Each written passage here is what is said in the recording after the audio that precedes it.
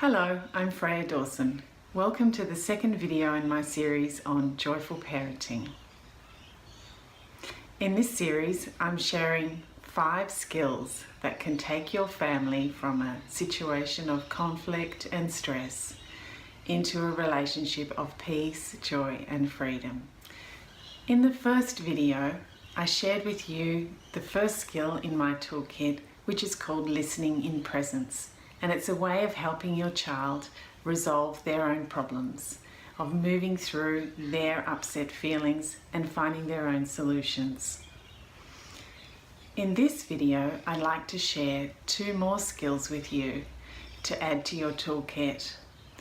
The first is one I call questioning your thinking. This is a tool to help you dissolve and relieve the stress and worry in your life. The second is a tool I call speaking from the heart, and this is all about talking about what you want, talking about your own concerns and worries and expressing them in a way that is not judgmental, is not going to cause conflict, but is going to help you get what you want to get in your relationship with your children. The skill of questioning your thinking is inspired by the work of Byron Katie. Byron Katie teaches 4 simple questions that we can use to examine and inquire into any thought or belief that is bringing stress into our lives. The easiest way to explain this is to give you an example. Let's say you have a child that has a bit of a temper and is prone to yelling and screaming when they get upset. Most parents would come at this situation with a belief that my child shouldn't yell at me. It's understandable. We've all had that thought. We've all had the thought, my child shouldn't be yelling at me. It's understandable that if you have the thought, my child shouldn't be yelling at me, and they are yelling at you, that you would feel rather stressed about that. And it could cause you to go into quite a bit of a reaction yourself. So the skill of questioning your thinking is aimed at giving you some new perspectives on the situation that might help ease that problem and dissolve that stress in your life. So I'll work through that example of taking the thought, my child shouldn't be yelling at me, and applying the 4 questions that Byron Katie uses. The first question is it true? You have the thought, my child shouldn't be yelling at me. You ask the question, is it true? And wait and see what answer emerges from deep within you. A simple yes or a simple no.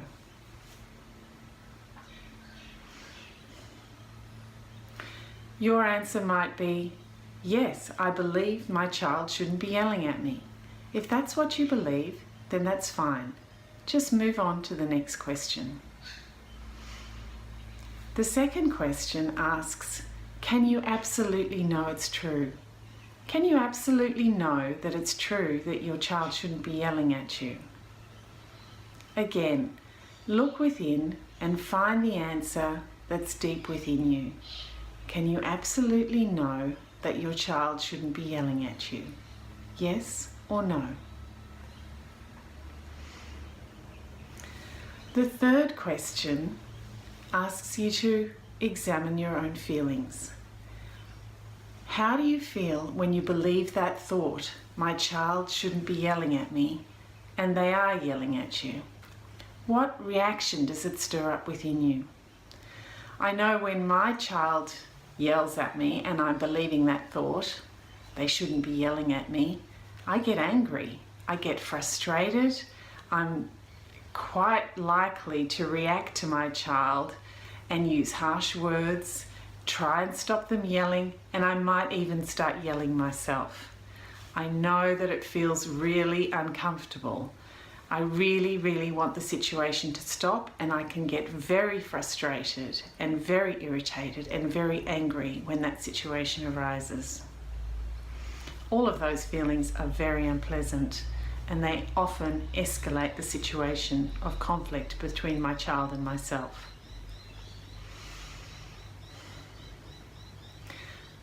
This inquiry just asks us to notice what feelings arise, what we do, how we act towards our children when we believe that thought. They shouldn't be yelling at me. Then we move on to the fourth question. The fourth question asks, who would you be without that thought? How would you be with your child when they're yelling at you and you don't have the thought, he shouldn't be yelling at me, or they shouldn't be yelling at me? Who would you be without that thought? In my case, when I go within me and examine my deepest answer to that question, I can find a space where I'm actually peaceful and calm, and I can have the situation where my child is yelling at me occurring without reacting to it. I can be there, they can be yelling, and I can just be standing there and calm and peaceful within myself and able to listen to them without reacting. And that feels so liberating. It feels so freeing to not be in reaction myself. The final part of this inquiry into the thought, he shouldn't be yelling at me, is what Byron Katie calls the turnaround. This is where you take that initial thought and you turn it around to find new perspectives. In this case, the thought, he shouldn't be yelling at me, can be turned around to the thought, I shouldn't be yelling at him. We then look for ways that this turnaround is also true. And when I consider that, I shouldn't be yelling at him, I find that it is true for me. My child is young, I'm the adult. Who is going to model peaceful resolution of problem situations if everybody keeps yelling?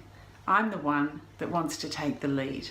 I want to demonstrate to my child it is possible to have difficult feelings, it is possible to express them without yelling at each other. So that is true for me. I don't want to yell at my child. So using these questions I can find a new perspective on a situation, a new perspective on our judgment of our child that loosens things up and hopefully allows us to come to a greater place of peace where we can actually find new solutions and new responses to old situations. I think that's the key. Finding new ways to respond to situations that have troubled us in the past, not being locked in to old ways of reacting. Once you get the hang of identifying your stressful thinking in a particular situation, of pinning down what you're actually thinking about your child, how you're judging them, what you're saying to them, and using the 4 questions to examine and inquire into your own reactions and feelings around that situation, you can find such liberation.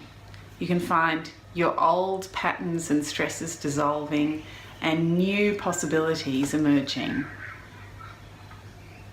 It really is a skill that can transform your life and that you can use in countless situations and in all of your relationships.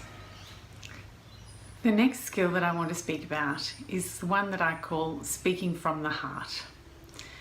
The essence of this skill is about making the shift from blaming, judging, and even accusing our children to getting what we want in a peaceful and kind way. Using the skill of speaking from the heart involves focusing on what we're feeling and wanting and expressing what we feel and want in a direct and assertive way without getting into that blaming, judging, they did something wrong language.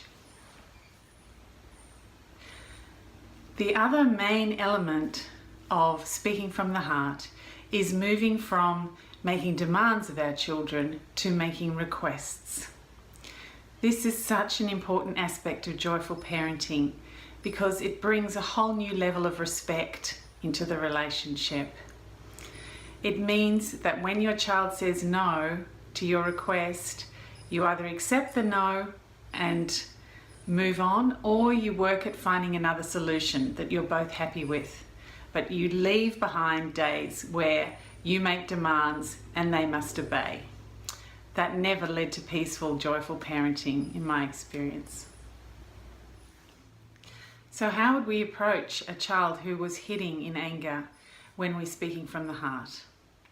Well, instead of judging the child, telling them they're naughty, telling them they're bad, yelling at them to stop, we'd take another approach. We'd focus first on how we were feeling and what we're wanting in the situation. So for example, I might actually be very honest with my child and tell them that I feel really sad or upset or hurt when they try and hit me or when they have hit me. And then I would try and convey to the child what I really want, which is that they speak to me kindly, that they speak to me rather than hit me, that they share what they're upset about instead of acting in a violent way. If I can really convey to my child the depth of my feelings and the strength of my request that they stop hitting and just speak to me instead, it can really make a difference because I'm being open and honest and even a little vulnerable in my feelings. And this makes it so much easier for the child to hear what I'm trying to say. It's so much easier for them to hear my honesty rather than to hear blame or judgment. It just makes a huge difference. In the next video, I'll be introducing 2 more skills to complete the set of 5. The skills in the next video are creative problem solving, which is a skill you can use when you really get stuck in a difficult situation with your children. And the final skill, which is playtime, which is all about using play one-on-one to form a really deep connection with your child and to strengthen the joyfulness in every day. In the next video, I'd also like to share with you a very special offer that I'll be introducing for a very short time, and it will really help you use these skills, go deeper and transform your relationships. And just to encourage you, I want you to know that this offer is going to be a free offer. So I look forward to sharing the next video with you and sharing more of this information of the crucial tools that you need to transform your relationships into joyful parenting. Thank you.